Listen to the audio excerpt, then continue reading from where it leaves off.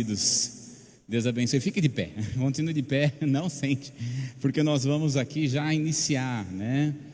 Eu fico vendo aqui alguns rostinhos aqui, né? Estou vendo a Elianai aqui que veio tão longe. Deus abençoe. Saudades, a irmã Sandra, né? Outras pessoas que estão aqui, que bênção, eu fico muito feliz. Palavra que o Senhor tem para nós, queridos, né? Eu quero voltar aqui aquilo que o Espírito Santo tem falado ao meu coração, a beleza do decálogo. Êxodo capítulo 20, verso 1 e 2, a palavra do Senhor diz assim: então falou Deus todas estas palavras, por isso é decálogo, porque Deus é quem está falando. Eu sou o Senhor teu Deus, que te tirei da terra do Egito, da casa da servidão. E agora, a partir do primeiro mandamento, eu gostaria que todos repetissem, amém? Vamos lá? Primeiro mandamento: não terás outros deuses diante de mim. Segundo mandamento: não farás para ti imagem de escultura, nem semelhança do que há em cima nos céus, nem embaixo na terra, nem nas águas debaixo da terra. Terceiro mandamento: não tomarás o nome do Senhor teu Deus em vão, porque o Senhor não terá por inocente o que tomar seu nome em vão. Quarto mandamento: lembra-te do dia de sábado para o santificar. Quinto mandamento: honra a teu pai e a tua mãe, para que se prolongue os teus dias na terra que o Senhor teu Deus te dá. Sexto mandamento, bem forte: não matarás. Sétimo mandamento: não adulterarás. Oitavo mandamento: não furtarás. Nono mandamento: não dirás falso testemunho contra o teu próximo. Décimo mandamento: não cobiçarás a casa do teu próximo. Não cobiçarás a mulher do teu próximo, nem o seu servo, nem a sua serva, nem o seu boi, nem o seu jumento, nem coisa alguma do teu próximo. Amém? Vamos pegar na mão do outro, se possível feche o corredor para nós estarmos orando em nome de Jesus. Pedir para que o Espírito Santo fale conosco. Pai, a tua palavra foi lida nesta noite, a tua palavra foi anunciada, e nós queremos, a Deus, que à medida em que nós estivermos meditando nas Santas Escrituras, o teu Espírito tenha a liberdade de trazer cura, o teu Espírito tenha a liberdade de trazer restauração, libertação, novo entendimento. Abre, Senhor, os nossos olhos para que possamos compreender os desejos do teu coração, e certamente, ó Deus, damos ao Senhor a honra, a glória e o louvor para sempre, sempre, em nome de Jesus. E quem crê, diga amém, aplaudindo ao Senhor, em nome de Jesus. Amém? Glória a Deus. Vamos nos assentar. Essa parte aqui é a última parte da introdução a respeito dos mandamentos. Conforme o Senhor estiver me dando a oportunidade de estar ministrando na igreja, eu vou falar sobre um mandamento. Alguns mandamentos até vamos ficar mais um tempo. Mas eu quero trazer aqui recapitulando, né, na verdade, a respeito da introdução. Quero trazer aqui algumas coisas que eu já falei. Primeiro ponto que eu trouxe aqui foi a causa da lei. Por que que o Senhor trouxe a lei? Porque Deus deu a lei para o povo. É importante nós entendermos que, e eu acredito aqui, queridos, olha, eu estou aqui nessa noite falando com pessoas que eu não preciso falar com arroz e feijão. Eu posso dar um pouquinho mais de feijoada aqui à noite. Amém? Porque nós estamos em um grupo seleto aqui nessa noite. Aleluia. Então, nós vamos nos aprofundar aqui. Então, qual é a causa da lei? O povo estava lá 430 anos no Egito, 430 anos debaixo da escravidão. Eles estavam falando como os egípcios, pensavam como os egípcios, agiam como os egípcios.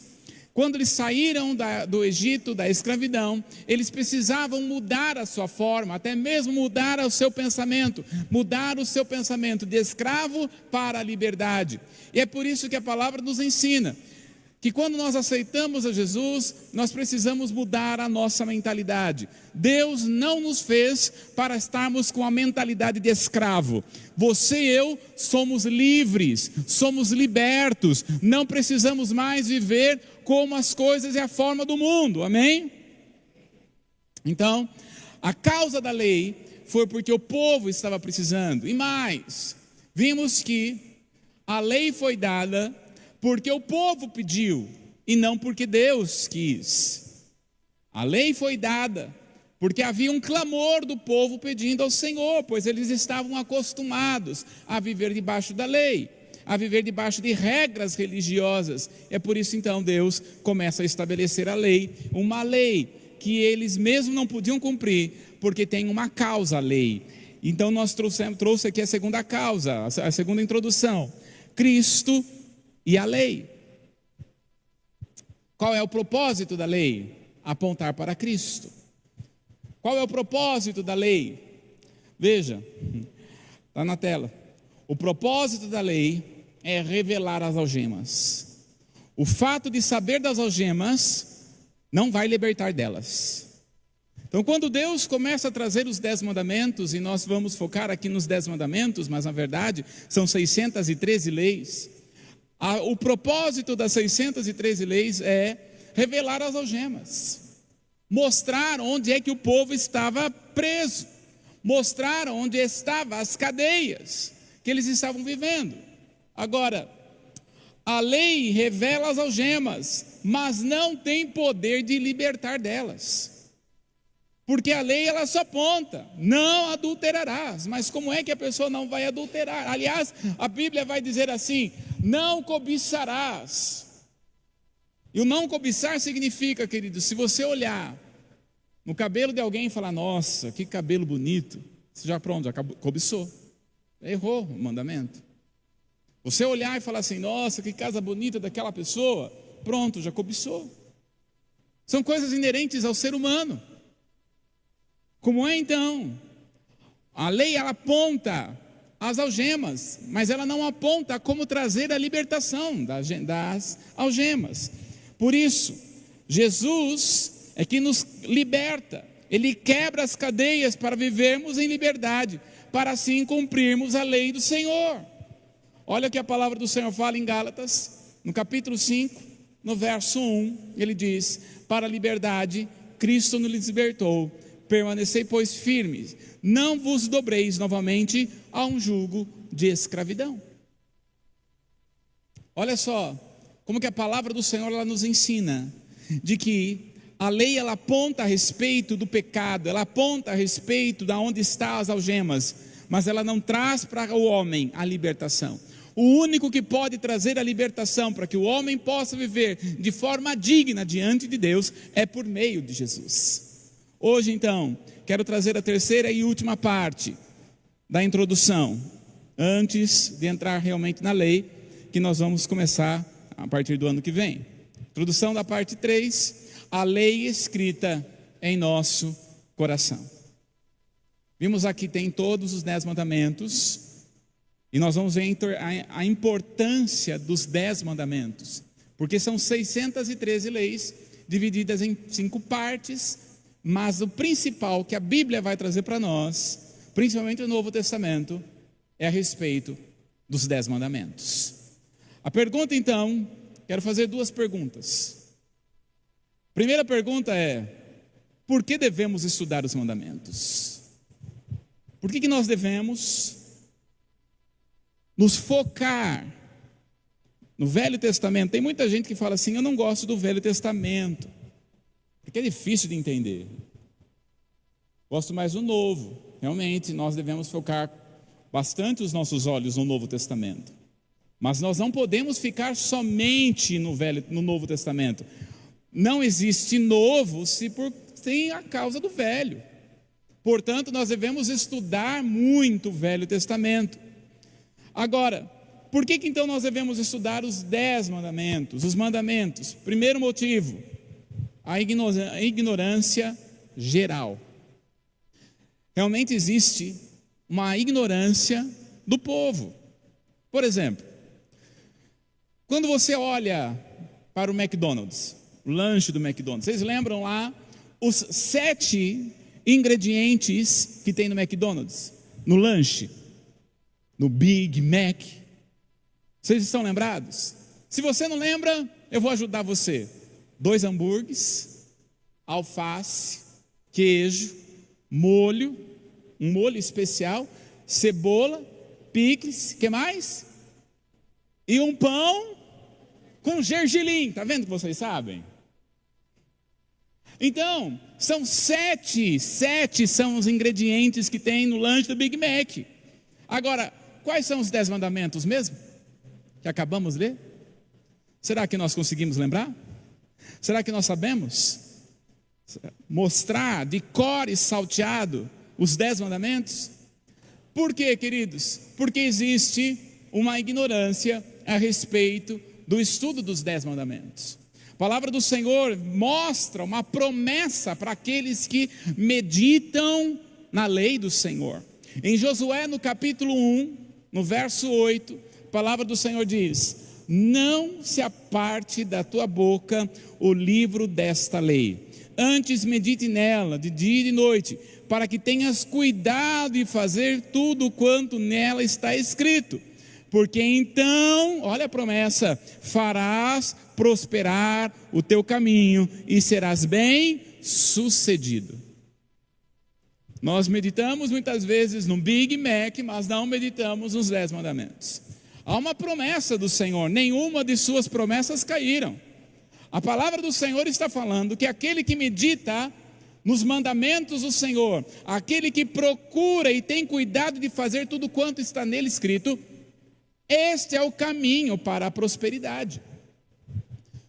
O povo muitas vezes está vivendo debaixo de escravidão, está vivendo muitas vezes debaixo de pobreza, porque não está conseguindo identificar a beleza que existe no decálogo e entender a promessa que nela está escrito.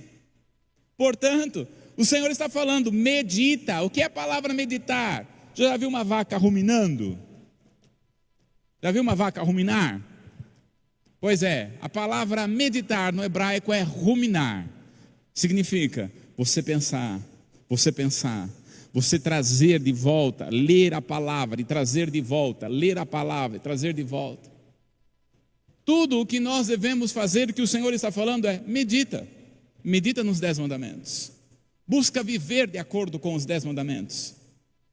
Queridos, os mandamentos do Senhor são a maneira pelo qual nós podemos viver de uma maneira próspera.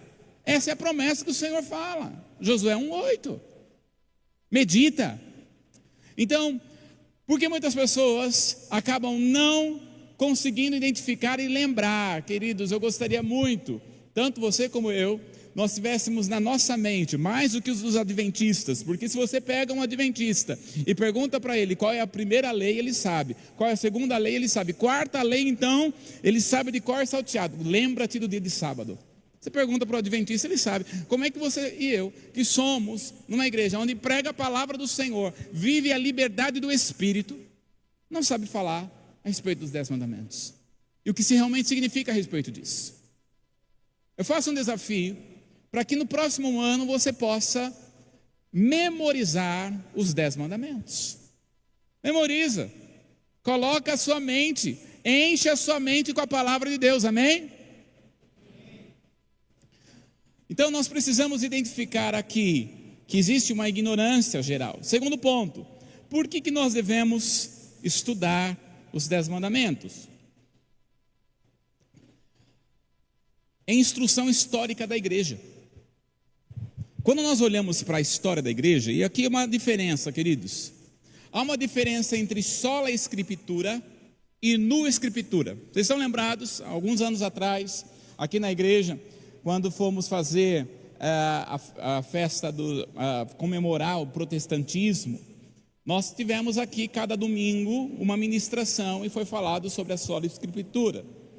Há uma diferença entre sola escritura e nua escritura. O que é a sola escritura? Sola escritura significa só a palavra, só a escritura. Só que não anula, a sola escritura não anula a história da igreja. não anula os dogmas da história da igreja. O que a igreja tem, como que nós chamamos, e até mesmo a igreja católica usa muito a palavra catequese, ou catecismo, melhor dizendo, não vai anular o catecismo, o ensino que a Bíblia já deixou por muitos anos. No Escritura significa somente a Escritura e mais nada. Isso daí é muito errado, porque se nós ficarmos sem a história da igreja, nós podemos cair em erros, porque a igreja dentro da sua história já caiu em vários erros dogmáticos. Então nós devemos olhar para a história e observar onde que eles erraram, para que nós, como nova igreja moderna que nós somos, não venhamos a errar no que eles já erraram, porque a história sempre se repete. Então, quando nós estamos falando dos 10 mandamentos, nós devemos entender que a história da igreja mostra como a igreja se importava com os 10 mandamentos. Por exemplo, durante 3 séculos, a igreja se fundamentava em 3 conteúdos. Os 3 primeiros séculos da igreja se fundamentava em credo apostólico, o Pai Nosso e os 10 mandamentos. Esses são os pontos: credo apostólico, o Pai Nosso e os 10 mandamentos. É nisso que a igreja se baseava e se estudava. Quando nós vamos estudar, por exemplo, o catecismo do Heidelberg, lá na Alemanha, 11 dos 52 domingos concentram-se no estudo dos 10 mandamentos. Tem aí a foto da Catedral de Heidelberg, na Alemanha. E eles continuam ainda hoje. 11 dos 52 domingos do ano são estudados a respeito dos mandamentos. Também se tem o catecismo de Westminster. 42 das 107 perguntas enfatizam os 10 mandamentos. Olha só, 42 das 107 perguntas enfatizam os 10 mandamentos. Eu coloquei aí a foto do catecismo maior de Westminster. Também tem aí a abadia. Coloquei aí a abadia de Westminster. Essa abadia aí é o lugar onde se consagra aí aos reis. Por exemplo, o rei Charles, né? É isso, né? Charles, é isso? Que foi lá consagrado como rei na Inglaterra, foi nesta igreja. Eles são protestantes, por isso que tem o catecismo. E mais, o catecismo luterano, da igreja luterana, ela é dividida em 5 partes: os 10 mandamentos, o credo apostólico, o Pai Nosso, o sacramento do batismo, o sacramento da Santa Ceia. Está aí a foto, né, de um dos livros do catecismo maior de Martinho Lutero. Então, quando nós olhamos para a história da igreja, toda a história da igreja se fundamenta nos 10 mandamentos. Então, por que você e eu nós devemos estudar os 10 mandamentos? Porque a história da igreja mostra que se estuda os 10 mandamentos. E quando nós estamos falando de estudar a palavra, queridos, eu estou chamando e conclamando a você que está nos assistindo e nos ouvindo, e você que está aqui, vai estudar a palavra. Quanto tempo você tem se dedicado à leitura e meditação das Escrituras? Melhore isso em 2025. Quantos aqui querem viver portas abertas em 2025? Eu vou dizer de novo: quantos aqui querem viver portas abertas em 2025? Quantos aqui querem viver milagres, curas, prodígios, o sobrenatural da parte de Deus? Amém? Agora, nós só vamos ter isso se tão somente buscarmos estudarmos a palavra do Senhor. Derreter o nosso coração em estudar as Escrituras. Um outro ponto importante, quando nós estamos falando sobre os 10 mandamentos, qual é o motivo que nós vamos estudar? A centralidade da ética mosaica. Centralidade. Quando nós estamos falando sobre centralidade, é muito interessante, queridos, porque toda a Bíblia, ela revela a única pessoa que é Jesus. Só que a base para se revelar a Jesus se encontra no Pentateuco. A base para se revelar a Jesus se encontra nas palavras ditas através de Deus, através de Moisés.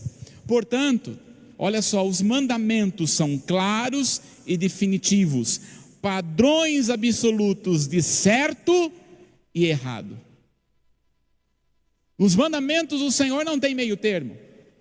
Nos mandamentos do Senhor não tem ficar bajulando ou fazer um pequeno abraço, amaciando o pecado. Não. Ele deixa bem claro, isto é certo, isto é errado. Portanto, nós temos uma conduta que nos leva a servir ao Senhor. Qual que é a nossa conduta, queridos? A palavra, os mandamentos do Senhor. É nesta forma que nós devemos andar. Então olha só, Hebreus no capítulo 9, no verso 3, olha como o próprio Deus chama a atenção a respeito dos mandamentos. Hebreus 9,3 diz: mas depois do segundo véu, está falando sobre o tabernáculo, estava a tenda que se chama o Santo dos Santos, que tinha um incensário de ouro, e a arca do pacto, toda cobertura de ouro, toda coberta de ouro em redor, na qual estava o vaso de ouro, que continha o maná, e a vara de Arão, que tinha brotado, e as tábuas dos 10 mandamentos. Então, quando nós olhamos para a arca do Senhor, 3 coisas nós vamos encontrar ali dentro. Nós vamos encontrar o maná, nós vamos encontrar a vara de Arão, e nós vamos encontrar a tábua dos 10 mandamentos, que era Deus falando e Moisés escrevendo. Muitas pessoas pensam que é Deus que foi lá e começou a escrever na tábua. Na verdade fala-se tábua, mas são pedras. Não, é Deus falando e Moisés escrevendo a respeito dos mandamentos do Senhor. Veja como Deus, ele foca tanto nos 10 mandamentos que ele preserva, ele guarda e coloca dentro da arca do Senhor, como uma aliança, como um pacto. Se o próprio Deus dá atenção aos 10 mandamentos, quantos mais você e eu, nós devemos estudar, meditar, pensar, trazer ao nosso coração a respeito das 10 mandamentos que o Senhor tem para nós. Quarto motivo, por que nós devemos estudar, meditar, vasculhar, queridos, trazer a nós os mandamentos do Senhor? Quarto motivo, centralidade da ética neotestamentária. Estou falando hoje porque eu estou falando com uma classe que é poderosa para conhecer a palavra do Senhor, amém? Neotestamentária significa Novo Testamento. Veja, o Novo Testamento vai trazer a importância dos 10 mandamentos. Várias são as escrituras que Paulo vai chamar a atenção do povo para que viesse a entender e compreender o propósito dos 10 mandamentos. Veja só, em 1 Timóteo, Paulo falando a Timóteo, né? E para mim ele é pastor. Ele vai dizer aqui, falando a respeito da lei. O apóstolo Paulo ensinando para Timóteo a respeito da lei, ele vai dizer o seguinte: sabemos, porém, que a lei ela é boa, se alguém dela usa legitimamente. Ela é boa. Agora olha só como ele vai trazer aqui a visão no Novo Testamento com respeito aos 10. Ele diz assim, tendo em vista que não se promulga a lei para quem é justo, mas para os transgressores e rebeldes. Ou seja, a lei está apontando para aquele que vive no pecado. E olha só, para os ímpios e pecadores, para os iníquos e profanos, para os que matam o pai e a mãe. Olha o que ele está falando, violação do 5º mandamento. Para os homicidas, violação do 6º mandamento. Para os que praticam a imoralidade, para os que se entregam às práticas sexuais ilícitas, é a violação ao 7º mandamento. Para os exploradores, violação ao 8º mandamento. Para os mentirosos, violação ao 9º mandamento. E para os que fazem juramento falso, e para que tudo o que se opõe à sã doutrina, violação ao 3º mandamento. Se você pegar, por exemplo, Efésios, eu não coloquei aqui, mas se você pegar, por exemplo, Efésios capítulo 4, a partir do verso 24, ele começa a falar assim, ó, não roubeis, mas trabalhai para que vocês possam fazer o que é bem, ajudando o próximo, não mintais uns aos outros. Toda vez que Paulo está ensinando como viver a graça, e é muito interessante porque se nós pegarmos a carta de Paulo aos Efésios, a carta de Paulo aos Gálatas, ele tem a mesma visão. Os primeiros 3 ou 4 capítulos ele está falando de uma maneira bastante teórica, e depois até o final ele fala bastante prático, a maneira de como nós vamos viver a graça. Como é que alguém pode viver debaixo da graça? Sabe como? Cumprindo a lei, em amor, cumprindo a lei do Senhor. Por que nós devemos estudar a lei do Senhor? Quero trazer o 5º motivo. Nós devemos estudar a lei do Senhor, porque ela é boa. A lei do Senhor, ela é boa. Romanos capítulo 7, verso 12, a palavra do Senhor diz: por conseguinte, a lei é santa, e o mandamento santo, justo e bom. Nós devemos estudar porque a lei vem de Deus. Nós devemos estudar porque a lei vem da parte do Senhor. Ela é boa, ela é justa, ela é santa. Portanto, não é algo que se deve se descartar. Vocês estão aqui, amém? Portanto, nós devemos estudar a lei do Senhor, porque é nela pelo qual nós somos chamados a viver. Agora, a segunda pergunta que eu quero trazer é: por que devemos obedecer aos 10 mandamentos? Bom, nós vamos ver 613. E por que 10? Nós vimos aqui que uma das condições é porque o próprio Deus separou os 10 mandamentos dentro da arca. Os 10 mandamentos estavam dentro da arca. Agora, nós devemos entender que nós devemos guardar essas leis. Nós devemos obedecer estas leis. E o primeiro motivo é: somos povo de Deus. Por que nós vamos guardar? Por que nós vamos obedecer? Porque somos o povo do Senhor. 1 Pedro, no capítulo 2, no verso 9, a palavra do Senhor diz assim: vós, porém, sois raça eleita, sacerdócio real, nação santa, povo de propriedade exclusiva de Deus, a fim de proclamardes as virtudes daquele que vos chamou das trevas para a sua maravilhosa luz. Quem aqui é povo do Senhor? Quem aqui é povo do Senhor? Então, quem é que guarda os mandamentos? Não é o povo lá fora, não é as pessoas que estão lá fora. Quem guarda os mandamentos do Senhor é o povo de Deus, é aquele que pertence ao Senhor. E você e eu, nós temos a certeza, queridos, o nosso nome está escrito no livro da vida. Tem certeza disso? Quem crê que o seu nome está escrito no livro da vida? Então, queridos, se você já tem seu nome escrito no livro da vida, saiba, você é povo de Deus. E só quem é povo de Deus, ele está dizendo que vós sois povo santo, vós sois raça eleita, você é propriedade exclusiva do Senhor.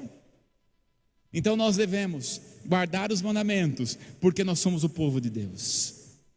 Você pertence ao Senhor, você pertence ao Deus vivo, você pertence por isso que a palavra do Senhor vai nos dizer o seguinte: 1000 cairão ao meu lado, 10.000 à minha direita, eu não serei atingido. A palavra do Senhor está falando que cada um de nós, porque estamos debaixo das asas do Senhor, das asas da proteção. Qual é a nossa proteção? É a palavra, é aquilo que está escrito. Qual é o segundo motivo que nós devemos guardar os mandamentos do Senhor? Segundo, quem Deus é em si mesmo. Nós devemos guardar, porque revela quem Deus é. Olha, a lei revela o coração e o caráter de seu legislador. A lei revela a pessoa de Deus. Levítico 19, no verso 2, ele fala assim: fala a toda a congregação dos filhos de Israel e dize-lhe: santos sereis, porque eu, o Senhor, vosso Deus, sou santo. Porque o caráter de Deus é santo, a lei do Senhor também é santa. Como é que nós vivemos viver em santidade? Guardando a lei do Senhor. Como é que nós vamos viver em santidade? Andando nos preceitos da lei de Deus. Então a lei revela o próprio Cristo. A lei revela o caráter de Deus. E quando ele fala, eu sou santo e quero que vocês também sejam santos, ele está querendo dizer, assim como eu tenho um caráter, eu quero que vocês também tenham o meu caráter. Caráter de Deus santo. Caráter de Deus que nos faz permanecer na presença do Senhor. Amém? Queridos, nós quando aceitamos a Jesus, a unção de Deus vem sobre nós. Amém?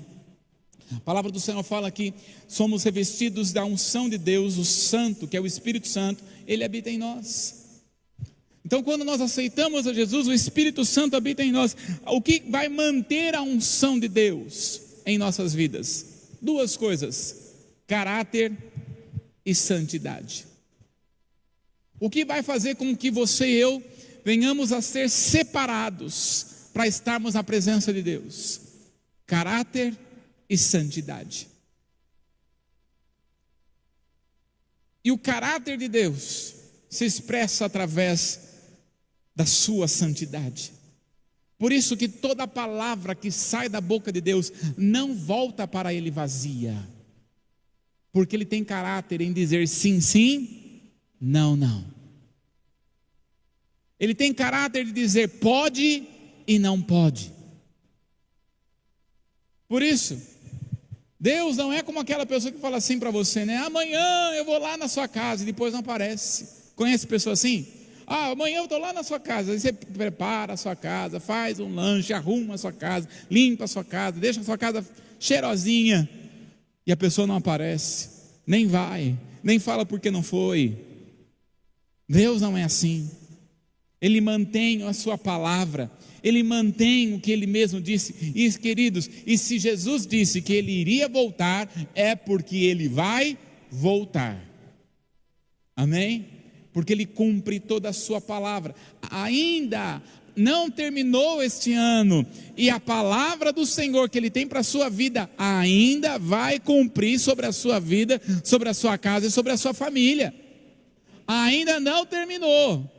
Porque ainda esta semana, Deus pode fazer coisas extraordinárias na sua vida. Deus pode fazer coisas tremendas na sua vida. Ainda esta semana, Deus pode abrir portas de emprego no nosso meio. Ainda esta semana, você pode receber um diagnóstico que foi curado. Ainda esta semana, a pessoa que estava longe pode voltar para ficar mais perto. Ainda esta semana, milagres sobrenaturais podem acontecer. Motivo 3, por que nós vamos estudar a palavra? Porque ele revela quem Deus é para nós. Por que nós estudamos os mandamentos? A palavra do Senhor, quem Deus é para nós. Êxodo capítulo 20, no verso 2 diz: eu sou o Senhor. O que é que dali?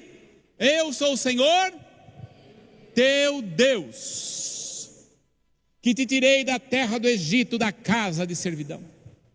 Quem ele é para nós? O nosso Deus. Diga assim comigo: quem ele é para nós? O nosso Deus. Ele está dizendo: eu sou o teu Deus. O que quer dizer isso? Quer dizer que você é comprado pelo bom preço, que é o sangue de Jesus. Quer dizer que você não é de você mesmo.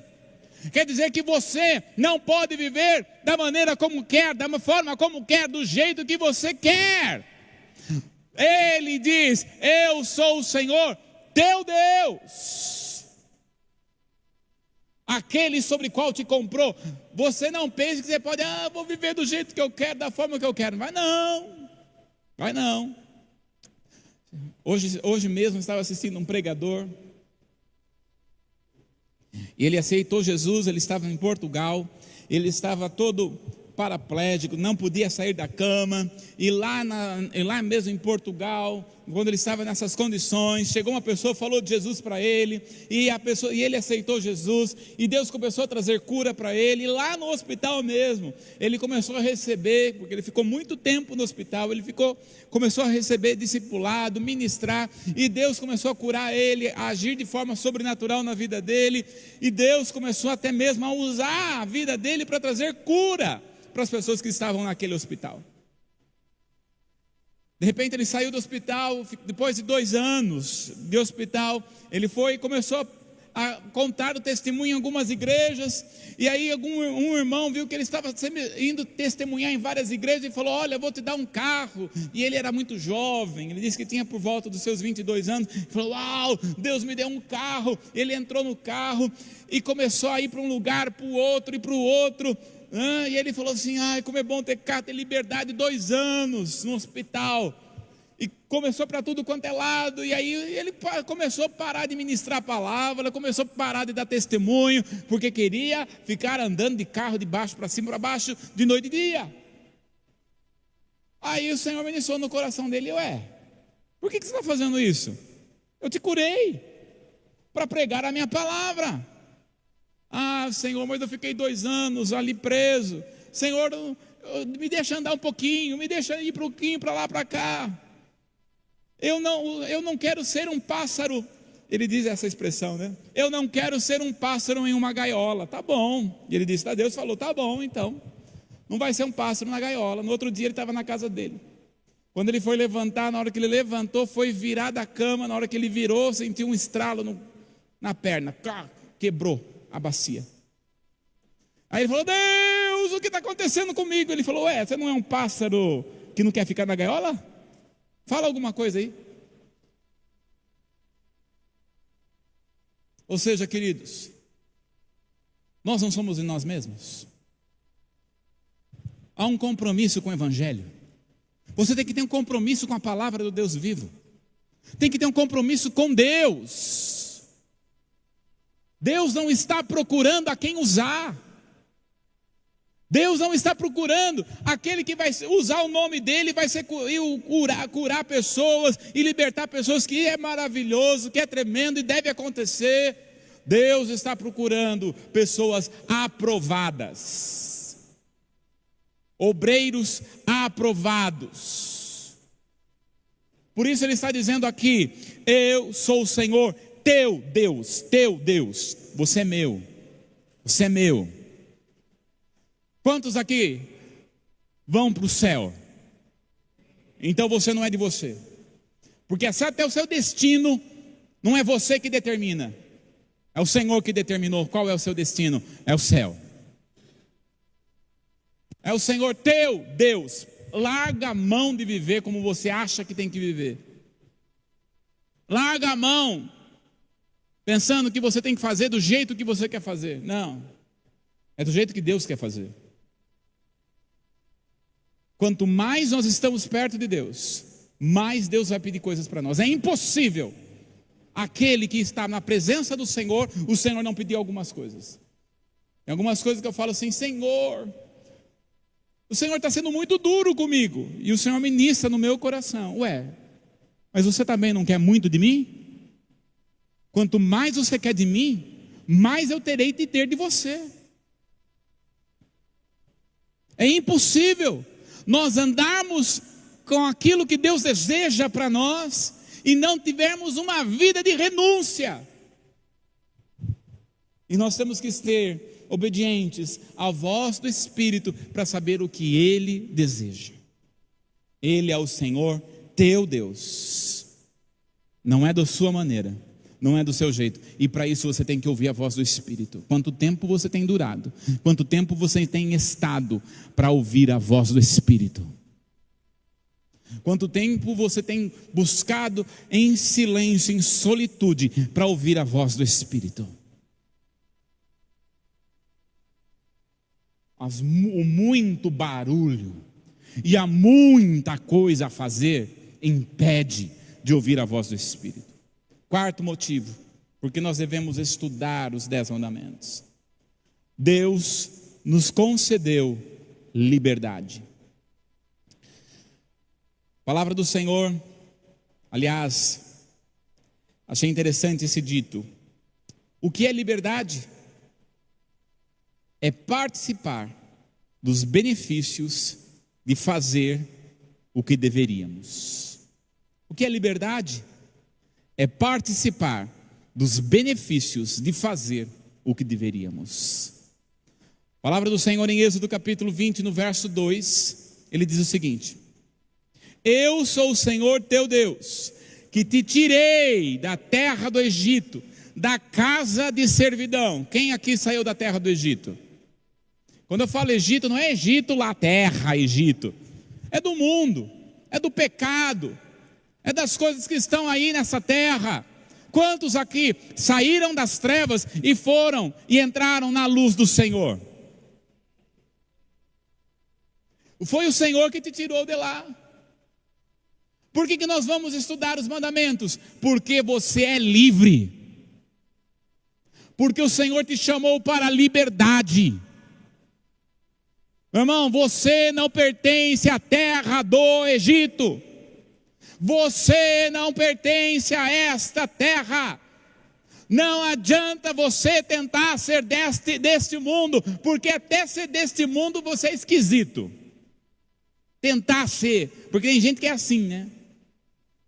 Vem para a igreja, aceita Jesus, e aí fica tentando, um pé aqui, um pé lá, um pé aqui, um pé lá. Não dá certo esse negócio, meu irmão. Porque o Senhor te chamou desde o ventre da tua mãe, para ser bênção nesta terra. Não vai conseguir viver como o mundo vive, porque o Senhor te chamou para a liberdade. Para de tentar viver como o mundo. Para de tentar ou ficar ouvindo música do mundo. Tem gente que é assim, né? Quando eu era lá do mundo, do Egito, eu podia beber um pouquinho, né? Podia beber um gorote. Alguns falam assim, né? Um gorotinho, né? Por quê? Qual é o problema de uma pinguinha? Não, meu irmão, tem muito problema.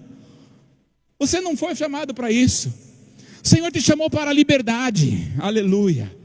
O Senhor te chamou para transformar vidas que estão ao seu redor. Não, meu irmão, até tentar sair do mundo você não consegue, porque foi com cordas de amor que o Senhor te chamou. Meu irmão, foi para a liberdade que Cristo nos chamou. Foi para a liberdade que o Senhor nos transformou, e é uma transformação de dentro para fora. O Egito não vai sair rápido, mas é um processo do Egito sair cada vez mais em nós. Então, portanto, olha aí comigo. Os 10 mandamentos não são instruções como sair do Egito. São regras de pessoas livres permanecerem livres. Olha que coisa tremenda. Os 10 mandamentos não é a forma de você sair do Egito. Deus não deu os 10 mandamentos no Egito, no mundo. Deus deu os mandamentos quando o povo já estava livre, para eles permanecerem em liberdade. Portanto, não vai conseguir viver em liberdade nos mandamentos lá fora. Não vai, não é possível. Porque o Senhor nos chamou para a libertação, para vivermos livres. Faz assim comigo. Diga, eu sou. Faz assim, ó, diga, eu sou. Não, bem forte, vai, faz de conta que está cheia a igreja, vai, 1, 2, 3, vai, profeticamente, vai. Diga, eu sou livre. Amém? Agora permaneça livre. Como é que você vai permanecer? Estudando, andando com respeito aos mandamentos. Quinto motivo, por que nós devemos estudar os mandamentos? Porque Jesus nos incentivou. Jesus, quando estava com aqueles discípulos, em que ele foi lavar os pés dos discípulos, e para mim, aquele capítulo de João, capítulo 13, em que Jesus vai lavar os pés dos discípulos, é um momento profundo de liberação de amor. Jesus, o mestre dos mestres, vai lavar os pés dos seus discípulos.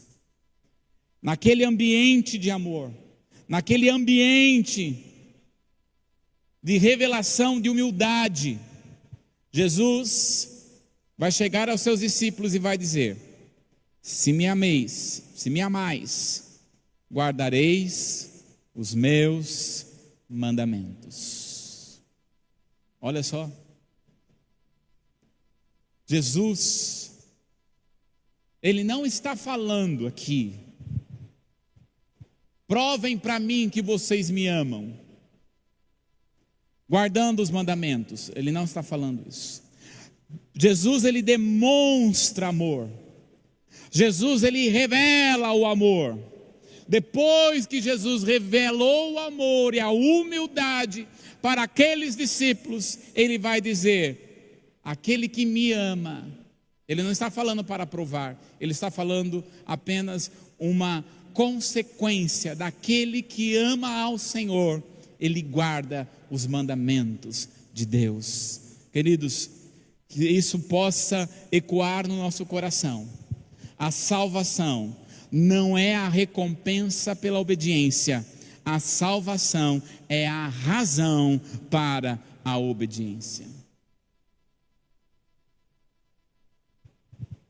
Você e eu, nós não vamos obedecer os mandamentos do Senhor para sermos salvos, porque a salvação é pela graça, mas porque somos salvos, nós vamos obedecer aos mandamentos de Deus.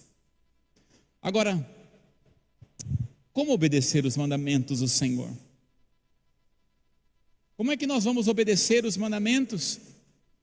Paulo, em Romanos, no capítulo 7, no verso 14, ele diz, olha aí comigo: porque bem sabemos que a lei é espiritual, eu todavia sou carnal, vendido à escravidão do pecado. Olha só a profundidade, quando Paulo, ele entende que que a salvação não é por meio da lei, mas agora ele entende que porque ele é salvo, ele tem condições de fazer a lei. E então ele vai dizer: mas como é que eu posso viver? Sendo que a lei, ela é espiritual e eu sou carnal, vendido ao pecado. E aliás, esta é a visão que nós muitas vezes precisamos entender de nós mesmos, queridos, que nós somos pecadores, que nós pecamos e que nós dependemos do Espírito de Deus. Palavra do Senhor em Ezequiel, no capítulo 36, no verso 26 e 27. O Senhor deixou bem claro aqui como é que nós vamos obedecer à lei do Senhor. Ele vai dizer: dar-vos-ei um coração novo. Quero chamar aqui o pessoal do louvor já. Dar-vos-ei coração novo, e porei dentro de vós o espírito novo. Tirarei de vós o coração de pedra, e vos darei um coração de carne. Diga amém. Porei dentro de vós o meu espírito, e farei que andeis nos meus estatutos, guardeis os meus juízos e os observeis. Aqui está. Nenhum homem é capaz por si mesmo de obedecer à lei do Senhor. Nenhum homem, nenhum ser humano. Somente aquele que está conectado ao Espírito Santo. Somente aquele que está conectado com o Paracletos de Deus, o Espírito de Deus, é que vai ter prazer na lei do Senhor. Como é que alguém pode ter prazer em regras? Salmista no capítulo 1 diz assim, que antes o homem de Deus tem prazer em meditar na lei do Senhor de dia e de noite. Prazer. Somente o Espírito de Deus pode fazer com que nós venhamos a ter prazer na palavra.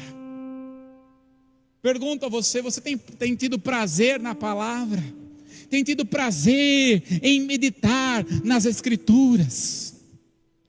Prazer em ter a sua alma inclinada ao Espírito de Deus.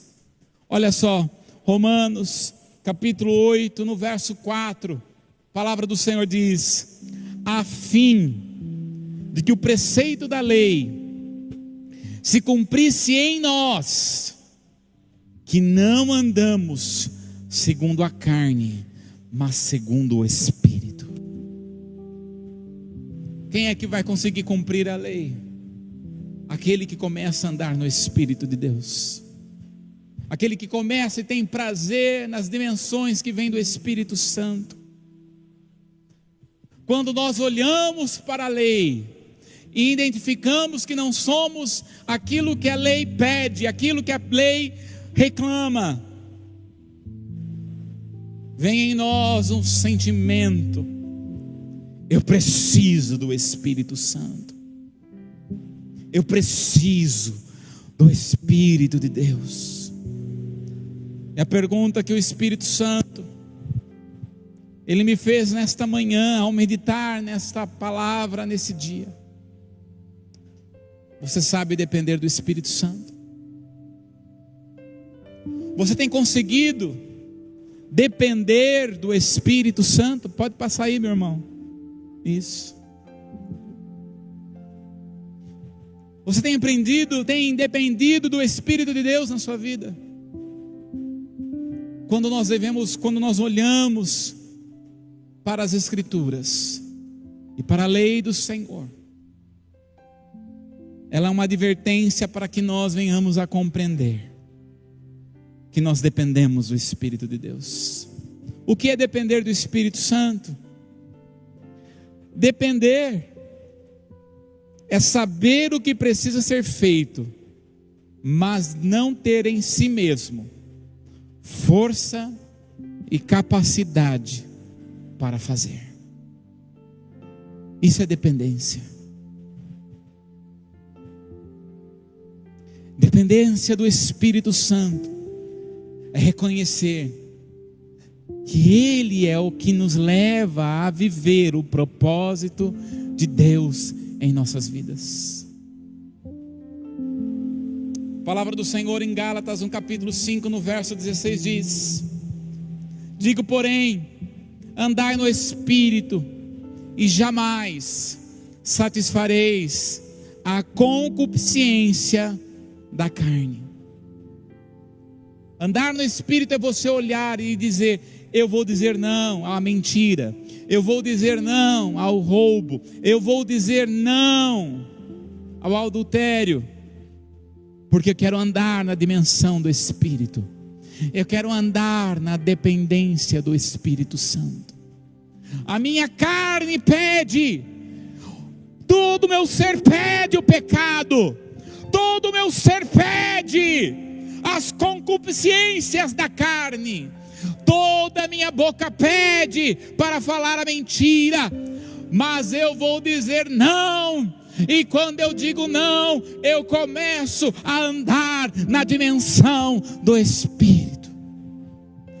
Eu começo a me desvincular da carne, eu começo a me desvincular desta terra e começo a me ligar no Espírito. Quando a mente carnal começa a dizer: por que não mente aqui? É só uma mentirinha branca, não tem problema. E o Espírito Santo fala assim: não, meu filho, você já esteve lá no Egito, lá na mentira do Egito, não precisa mais. Sai daí. Quando a mentalidade vem com roubo, e a palavra do Senhor fala: não roubarás, a minha carne pede. Por que não pega um pouquinho? Porque ninguém vai perceber nada. A carne pede, mas eu vou dizer não, porque eu sei quem me tirou do Egito, e eu começo a entrar na dimensão do Espírito. Cada vez que você e eu, nós dizemos não ao pecado, ao mundo e ao diabo, nós saímos da dimensão da carnalidade e entramos na dimensão do Espírito. É lá no Espírito que tem prosperidade, é lá no Espírito que tem cura, é lá no Espírito que tem provisão, é lá no Espírito que tem uma dimensão sobrenatural para você. É de Deus, porque todas as sortes de bênçãos já estão determinadas nas regiões celestiais, e elas estão liberadas sobre nós.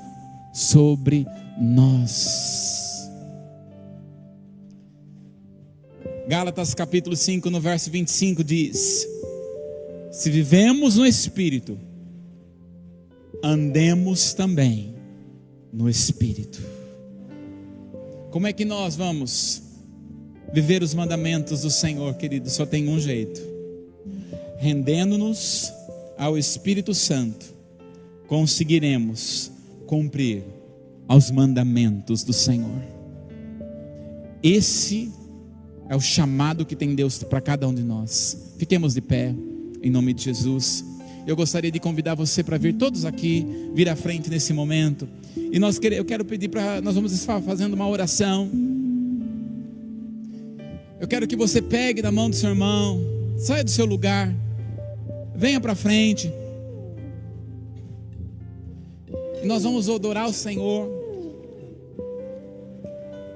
Mas eu quero orar antes. E eu quero convidar você, sabe, 2025 será de bênçãos extraordinárias, amém?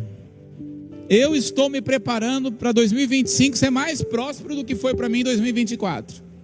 Eu estou me preparando para que 2025 eu viva uma vida saudável melhor do que 2024. 2025 eu vou perder a pança, em nome de Jesus. Vai, quem está comigo aqui, em nome de Jesus?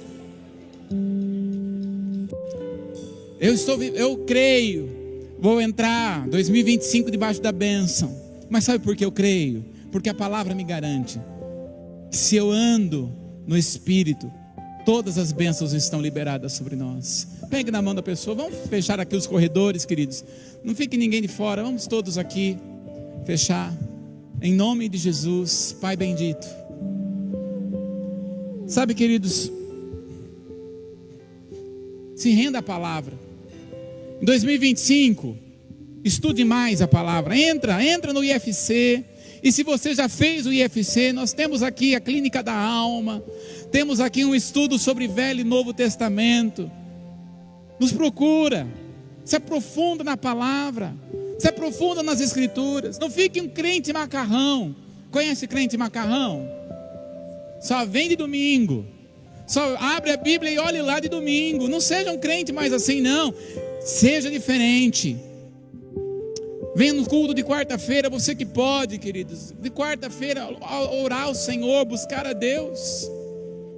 Não fica na sua casa, não. Eu vou pedir para que Deus envie um anjo 47. Conhece o anjo 47? Ele tem um pé 47. Crente que está na zona de conforto, ele vem e dá um chute. Ele vai dar um chute em muita gente aí. Eu quero pedir para que você se renda realmente ao Espírito Santo desse ano. Se renda, se renda, se renda. Pai, nós estamos juntos como igreja. E nessa noite, Senhor, eu quero e oro, Pai, no nome de Jesus, para que possamos, ó Pai, no nome de Jesus, vivemos, ó Pai, a dimensão do Senhor sobre nós. Que possamos, ó Pai, ser homens e mulheres comprometidos com a Tua palavra, comprometidos com o desejo do Teu coração, comprometidos com o desejo que está em Ti, Espírito Santo. Leva-nos, ó Pai, a estarmos fincados e ajustados e enraizados em Ti. No nome de Jesus, vamos adorar o Senhor, em nome de Jesus.